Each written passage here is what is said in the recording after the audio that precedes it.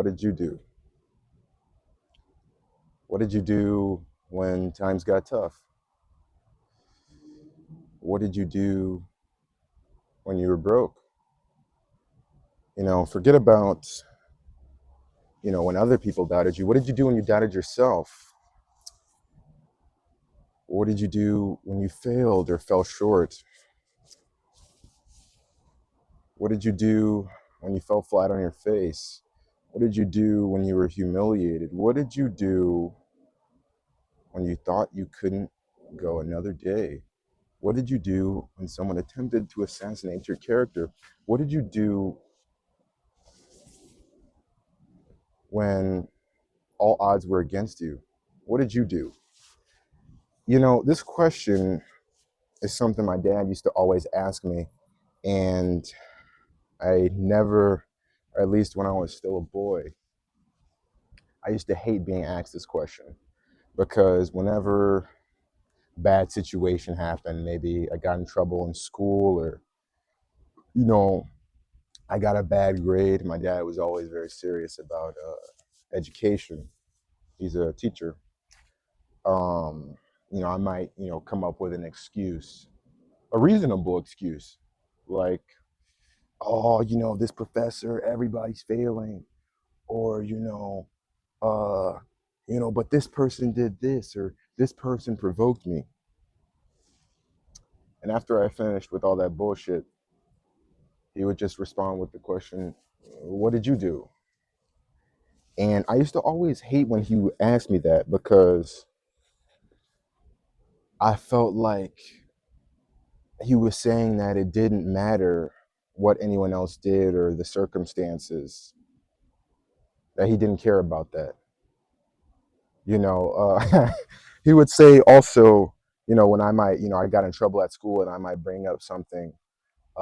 Like, for example, I remember one time when I was like in third grade, I got in trouble for like, I was running around the classroom and, a kid was chasing me. We were like playing tag or something in the library. And I was, kept mentioning this other kid, he was chasing me. All but you ran. Uh, and, I kept mentioning this other kid. And my dad asked me, is so and so going to take this ass whooping for you? Um, and it's funny because um, it's very real. Like the same reason why, as a boy, I hated to hear my dad ask me that question is the same reason why it's such a powerful statement, because I felt the sting, the pain as a boy of the rod of discipline that they say, the scriptures say the rod of discipline strikes folly from the heart of a child. And, my dad never stopped asking me, what did I do, when I would come up to him with justifiable excuses or reasons, for some bullshit or some nonsense. So the title of this video is What Did You Do? Oh, by the way, welcome back to my channel. This is Fortune the Iceman. Welcome to the Forge. This channel is for people who are tired of excuses, are tired of externalizing their locus of control, are tired of, allowing circumstances, politics, the economy, their professor, their university. It's always, there's always going to be a justifiable excuse why you can't do something. Always. And you can rationalize it. My dad was telling me, yeah, when you get your mind set on something, you can rationalize any bullshit that, you come up with if you want to do something. And that's one of my greatest weaknesses and my greatest strengths is that, my stubbornness. And, when it comes to rationalizing things, it's like, when you have your mind set on making an excuse, you can almost bend reality, to make it fit and make, you feel justified for falling short or, you know, underperforming.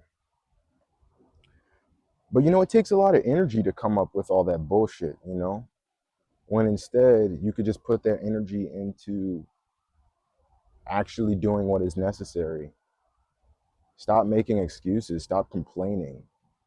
When you give other people or circumstances the power you know, retroactively, when you make excuses, you give them the power to determine your outcome, and not only that, determine who you are going to be. Because when you bring up someone else's name, you know, when you're asked why you got this particular result, that means that that person is the determinant of what you're going to do, your outcome, how things are going to turn out for you, and the like. So making excuses makes you weak. So the question I'm going to ask you today, and I challenge yourself to ask yourself this question, is what did I do? What did I do to be successful? You know, what did I do that led me to be in this fucked up situation that you might be in? What did I do that led me to be broke? I have to ask me that question because, you know, my finances aren't in order right now. You know, what did I do? What did I do to, you know, fuck up? Or, you know, what did I not do to put myself in a position to be, you know, successful or to succeed in a certain arena of my life? And, you know, when you believe you're the best, because I believe that everyone should believe they're the best, you know, because, you know, you know, it's contemporaries is someone who believes they're the best, like someone like Kobe Bryant or Michael Jordan, you know, it's going to be, you know, hatred. Like that's why they say, you know, they really love people when they're dead, because, you know, that type of mentality, you know, like that Mamba mentality, for example, I'll just use that as an example, you know, that's the type of mentality. Kobe believed he was the best before he even was the best, right? But just in the same way as, for example, I believe that my salvation is a free gift from the sacrifice of God made flesh, right? That's an immense belief beyond almost comprehension. And sometimes it defies logic. And that's exactly what your belief in yourself needs to be. And, you know, my belief in Yeshua um, serves as a foundation, because if I can believe that God became flesh, became a man, and died for me to have salvation, then that means I can believe in anything. I can believe in myself.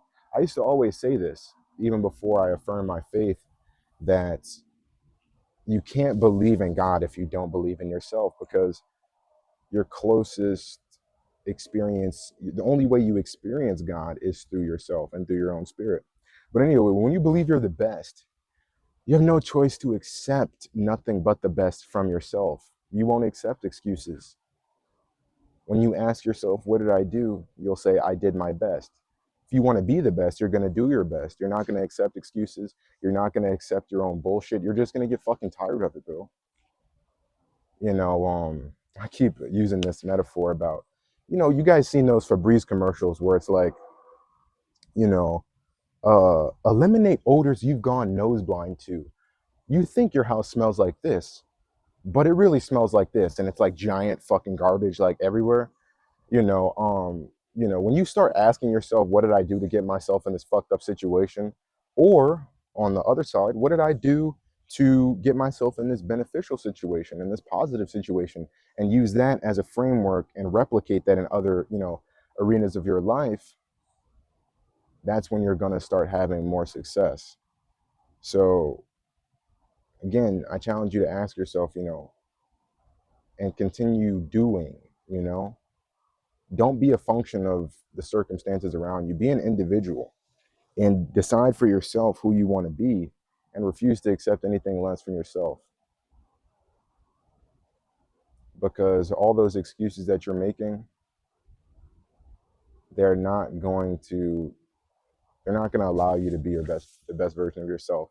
Because when you make room for excuses, you know, you can't be as big as you need to be. Excuses make you small, you know, they make you weak, you know, they make you fragile, all of these things. They shield you from the reality of your situation, of your actions, of your character. So they rob you of your integrity. So, yeah, what did you do? Uh, Thank you for watching. If you enjoyed this video, or if it was beneficial to you, please go ahead and leave a like. Please leave a comment. You know what I mean? What arenas of your life have you taken responsibility for? How has this empowered you? You know, yeah, go ahead and leave a like, leave a comment. Even if it's a negative comment, how can I work on my videos? You know what I mean? Leave a comment, please. Let me know something. Facts. I'm working on improving my content every week. It's gonna be a video every week. So, um, thank you for rocking with me. This is Forge the Iceman. Stay frosty.